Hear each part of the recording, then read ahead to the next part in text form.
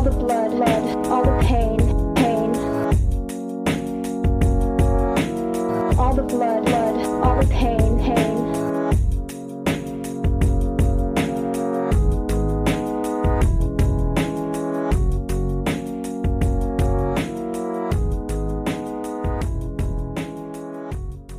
Hi, Crime Salad listeners. We're your hosts, Ashley and Ricky, and we're here today with a story that happened in May of last year in a town outside of Dublin, Ireland. This week, we will cover the murder of Ana Kriegel. If this is your first time listening to this true crime podcast, welcome. And for those of you who have been listening to us, thanks for being a part of the Crime Salad Squad. We have really been enjoying your support and engagement on social media with recent cases. You can be a helpful part of our podcast by sharing Crime Salad with a friend and give us a 5-star review on Apple Podcast or wherever you're listening now. This really helps us grow and spread the word about our show. Our story today takes us to Leixlip, Ireland, a small town outside of Dublin with a population of around 15,000 people.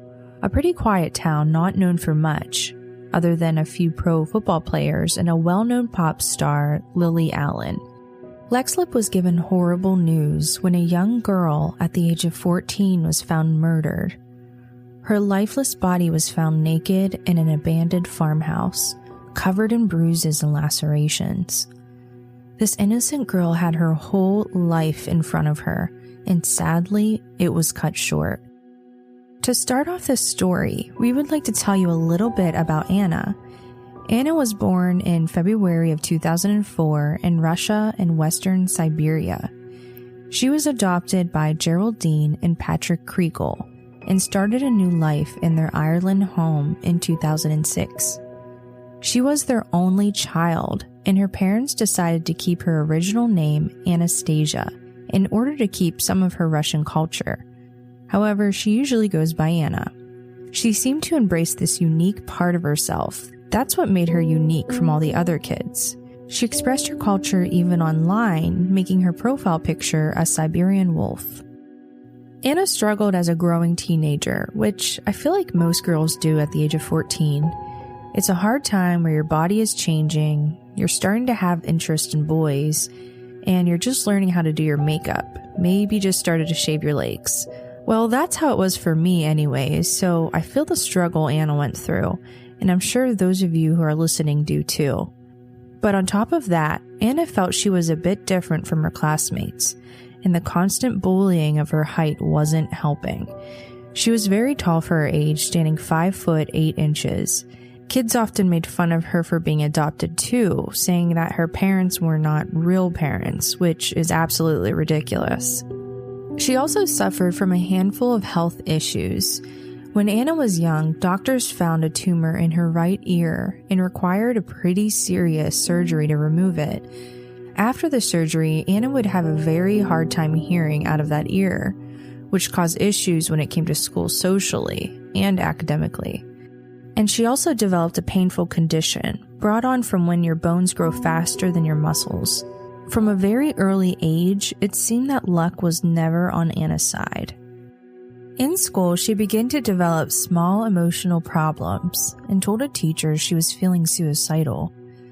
This worried her parents, and they began to worry about potential bullies that she was facing at school.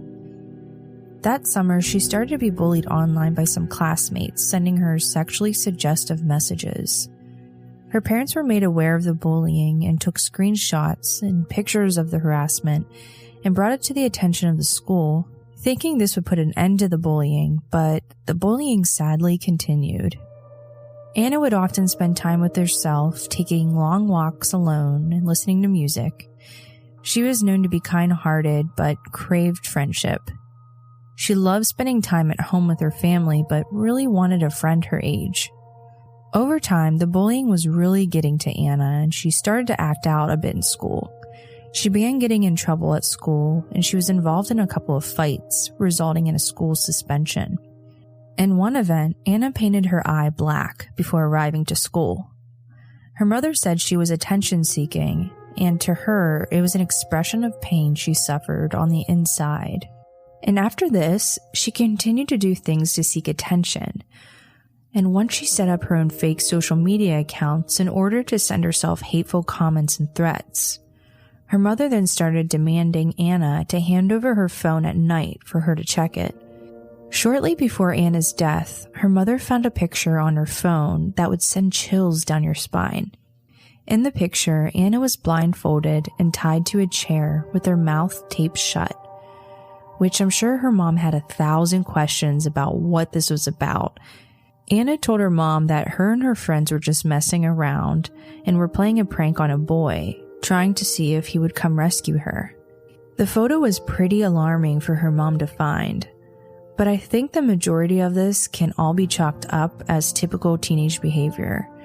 But to Ana's mother, this was a big red flag, and she began to look for a counselor for her daughter.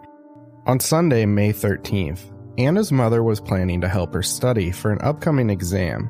However, they were expecting family to come over, so they both decided to put studying off for the night and relax before everyone arrived. When they got there, her parents spent time with the adults, and Ana ran upstairs in her room with her young cousin to make a YouTube video.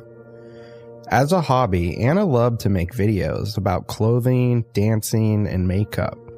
We tried to look her YouTube channel up, but it seems all her videos have been removed, and the page still has about 200 subscribers. Her mother said she'd get some really nice comments, but she had a few really aggressive ones from people. One even told her to go die, and another said that she should be executed. I'm not sure if these were strangers or, people who knew her personally, but we all know YouTube comments are known for sometimes being incredibly toxic. When everyone left, Ana went to bed around 10:30. The next morning, Monday, May 14th, after she came home from school, she ate a few snacks before going to her room. She then called her mother at work.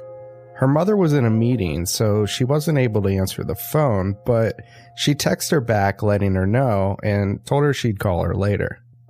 Around 4:55, her father was also home for the evening and was relaxing in the backyard. Unexpectedly, the doorbell rang and her father went to open the door. When he opened it, he saw a young boy.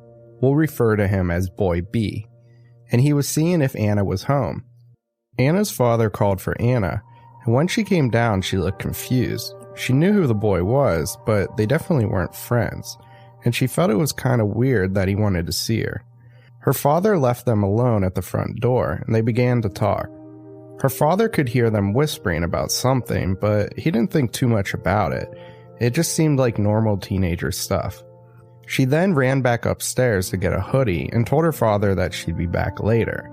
Before she left, her father reminded her that she needs to study for her exams, but she said she would later and that she wasn't going to be that long. The two began walking towards St. Catherine's Park. Boy B appeared to be walking ahead of Ana, and the two didn't appear to be talking. As a young teenage girl, we can assume that Ana felt like this was both exciting, but confusing at the same time. Ana didn't normally hang out with anyone, especially boys for that matter. But her father said she seemed happy when she left, so he wasn't overly concerned. Around 5:10, Ana's mother was on her way home and called Ana back as she promised, but the call went straight to voicemail. She didn't think too much about it though, because she knew that she'd be home in a few minutes and she just talked to her in person. When she got home, Ana's dad told her that Ana left with a boy from school to go to the park. Ana's mother became immediately concerned because she knew that he had nothing to do with her, and no one ever wants to hang out with Ana, which is quite sad, but you have to think, Ana was being extremely bullied in school, so to Ana's mom, she was getting very worried. At this point, she knew Ana was only gone for about half an hour, but she was already extremely paranoid. So she walked to the park and she noticed other kids playing, but there was no sign of her daughter at all. She then returned home, ate some dinner, and was hoping Ana would return. But still, there was no sign of Ana. It was getting dark now, and her and her husband drove around the neighborhood trying to find her, but still they had no luck. When they returned, they started searching around on Facebook, looking up Boy B. She kind of had an idea of who he was, but she didn't know where he lived or who his parents were. They were unable to find anything when they were searching. At this point, Ana had been gone for 4 hours.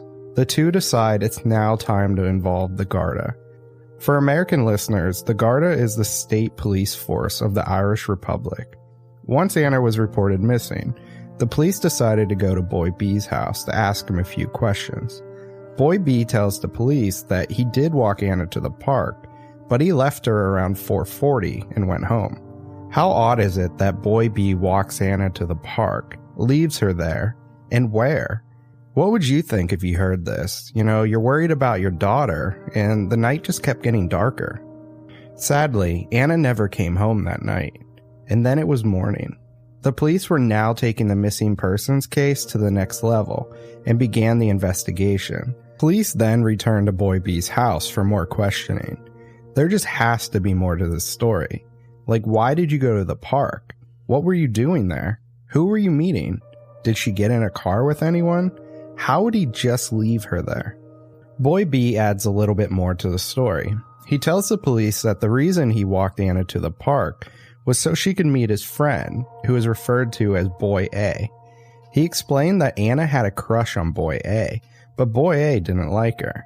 So Boy B walked her to the park and then left Ana with Boy A before returning home to finish some homework. Now, if you think back to when he first came to the house, I wonder what he told Ana, because she was excited to leave with this kid, and we obviously can assume that he didn't tell her what's gonna really happen at the park. Okay, so police asked Boy B to lead them to where he entered the park, specifically where they met Boy A, and where he left the two together. The police mapped all of these locations before returning Boy B back to his house. So, who are Boy A and Boy B, and why don't we use their names? We do know that these two are minors, both at the age of 13 years old, and according to the protection laws of a minor in Ireland, their names legally cannot be disclosed, even though they are suspects in Ana's murder. On May 15th, the public was made aware of Ana's disappearance, and they shared photos of Ana wearing a black and white hoodie. Police released a description of what Ana looks like, and that she was last seen at her home. Once this information was released, police began to receive a bunch of leads. Some even claimed to see Ana nearby, but after looking into them, none of them really seemed to hold any weight. Then they received one lead, which came from a father and a son. They heard about Ana going missing and suggested they check the back of a local sewage treatment plant because teenagers like to hang out around there. They didn't know at the time, but they later found out by pulling records of who they spoke with. They spoke with Boy A, who supposedly met with Ana that night, and his father. Shortly after this, police decided that they need to speak with both boys. They could have more information to what actually happened to Ana. They brought Boy A and Boy B to the park to have them go over the details of the events from that day Ana went missing. Although anyone could be a suspect in a missing persons case, it's important to note here that both boys were treated really just as witnesses at this point. However, I'm sure police had some suspicion. They were the last ones to see Ana. They either saw something or maybe they're hiding something. The boys then led police on the path Boy B and Ana took at the park. But this path was completely different than the original path Boy B showed them. And this is where the story changes just a bit.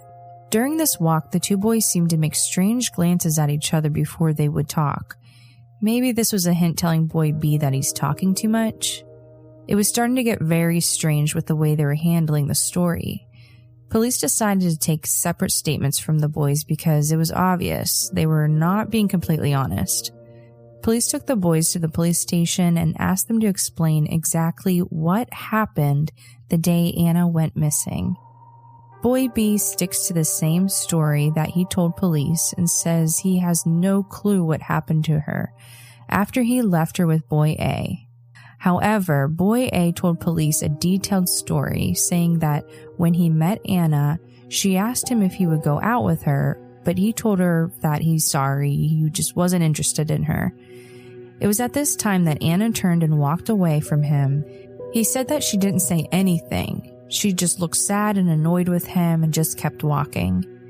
At this time, he started walking home alone, but this is where the story takes a strange turn, and I think it's one of those reasons police became very suspicious of Boy A. While he was walking home, he claims that he was attacked by 2 boys. The first boy grabbed him by the shoulder and pulled him down. Both the boys started kicking him repeatedly, but somehow Boy A was able to jump up and heroically kick one of the boys in the head.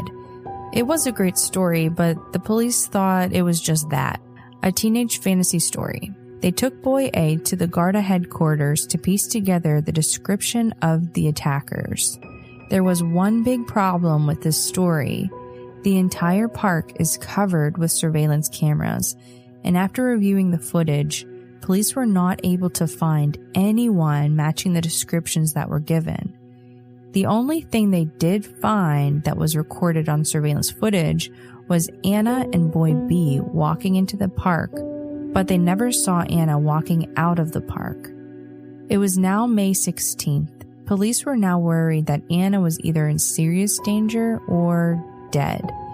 At this point, the search was in full swing. They began to assemble special search teams, and a civil defense provided a 60-member team to assist in the search. The Garda Crime and Security Branch was also brought in to try and track Ana's movements by analyzing her mobile phone usage with cell phone towers in the area. On the morning of Thursday, May 17th, a specifically trained 4-person search team was searching an area of St. Catherine's Park. In this area, there was an old abandoned farmhouse referred to as the Glenwood House. This was a huge house that was once protected for its agricultural significance, but in its current state, it was really in bad shape. A company had been trying to get permission to convert the old house into a 62-bedroom nursing home, a plan that was welcomed by the community since the building was such an eyesore. The police were pretty familiar with the building because it was a popular hangout for teenagers. In the house, there was often drinking involved, hookups, and inside the house was littered with soda bottles, beer cans, and condom wrappers.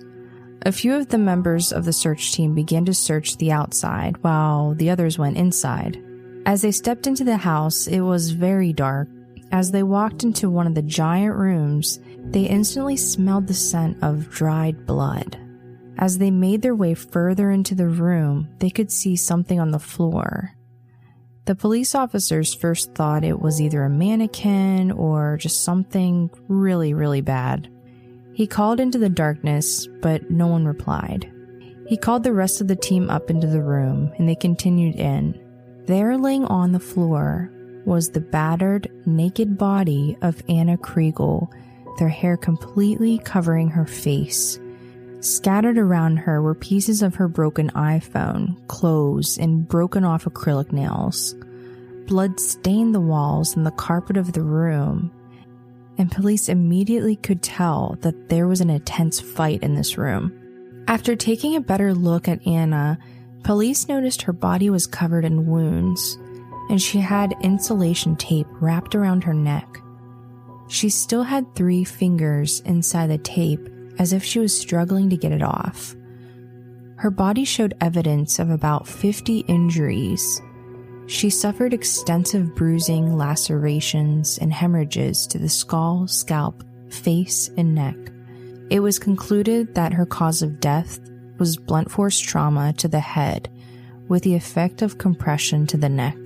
Police quickly established the house as a crime scene and confirmed the death before letting Ana's parents know that they found her body. Later that night, the parents were asked to come down to the morgue to make a final identification of Ana. It was at this point that the missing person case was turned into a homicide investigation, and their main suspects were both Boy A and Boy B.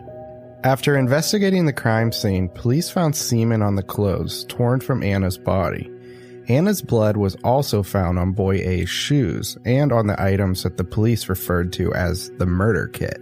Inside the kit, they found knee pads, gloves, shin pads, a scarf, and a homemade horror mask found in the backpack at Boy A's house. Once the semen was tested, it was quickly confirmed to match Boy A. When Boy A was confronted with this concrete evidence, he simply told police no comment. In fact, this was Boy A's answer for almost all of the questioning. He either said no comment or he didn't know. However, Boy B was the complete opposite. All he did was talk. He even gave around 5 different stories over his many interviews with police. And the most telling thing that he told them was that when he entered the abandoned house, Ana had gone into a room with Boy A. Boy A then told Boy B to leave the house and he continued in. Boy B then decided to walk around the rest of the house instead of leaving. But then the sound of shuffling caused him to run back up into the room that they were in. And by this time, he saw Boy A kind of flip Ana. He described the whole thing as like a judo-type move to the detectives. He said she was shouting, "No, don't do this." Ana then made eye contact with Boy B, and he ran away in fear. The police didn't think he was being entirely truthful, but they thought it may have been pretty close to what actually happened. They then began to question Boy B intensely, asking him why he didn't try to help her, and telling him that he could have saved her life, but he didn't. Boy B just kept saying over and over that he didn't know he'd kill her, and that it all just felt like a dream, and none of this was like Boy A. Going into the trial, both boys pleaded not guilty. However, the prosecution had alleged that both Boy A and Boy B were involved in the murder. Boy B was much more immature than Boy A, and his attorney brought in a psychologist to analyze his mental state. They tried to make a case for him that he was experiencing PTSD from all of the awful events he witnessed, and tried to accredit this to his stories and his inconsistencies. But this information was thrown out and never made it into the court. Boy B also made another correction to his story, and he told the psychologist that he saw Boy A with his pants down strangling Ana until she stopped fighting and her whole body went limp. And again, this never made it to the trial. This was a reoccurring theme in the trial, and overall, there was a lot of evidence that was thrown out and unable to be used in court, such as the mental health evaluation of Boy B, the browser history on Boy A's phone relating to torture, abuse, and over 12,000 files of very violent pornographic content, and even Boy A's bloody boots that he was wearing the night that Ana was murdered, because they were taken by police in reference to the attack on Boy A, and not in reference to Ana's disappearance, which I think is just crazy. I mean, they were able to confirm that it was her blood on his boots, but they're not able to use them in court against him. One thing that I believe really stuck out to the jury was the fact that Boy A asked Boy B if he wanted to kill someone in the weeks prior. It's reported that Boy B said no, but asked who he had in mind. It's at that time that Boy A revealed his plan to kill Ana.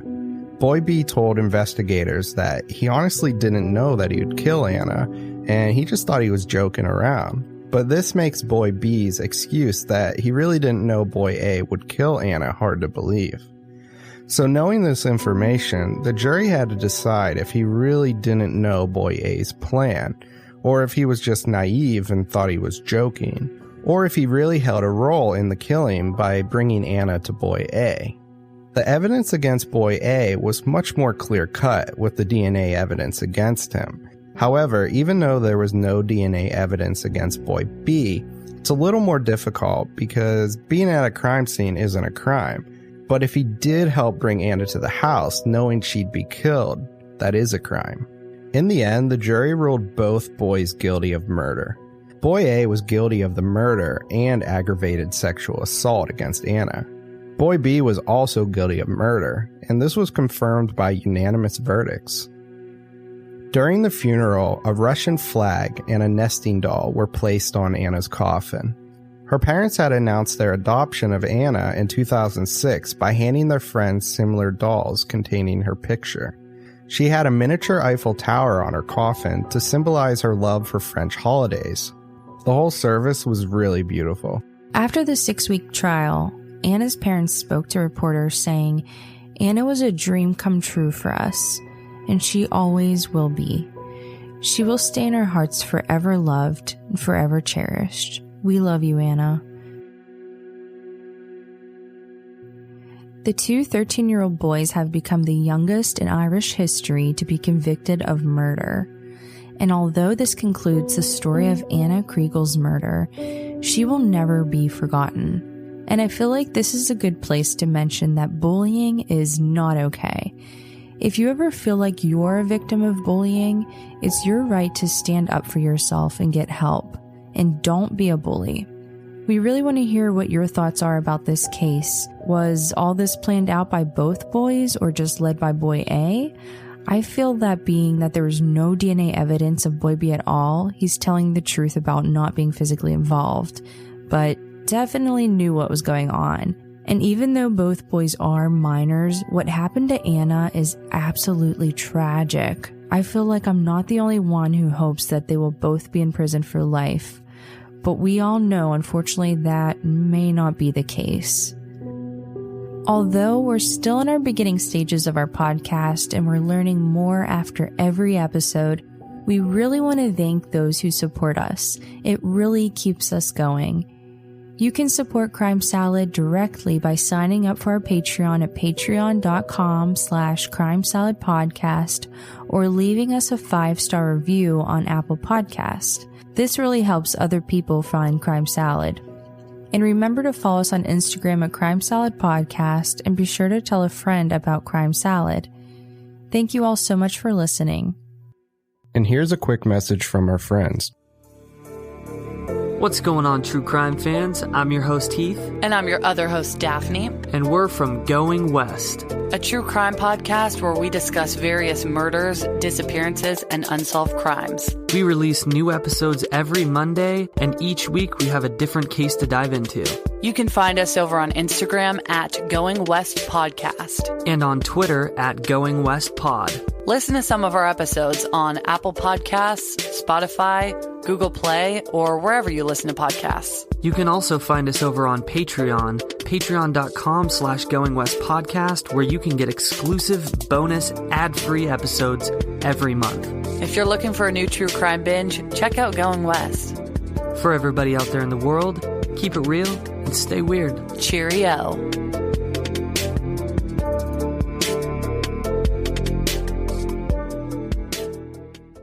Crime Salad is a Weird Salad production. Are you kidding me? That was perfect.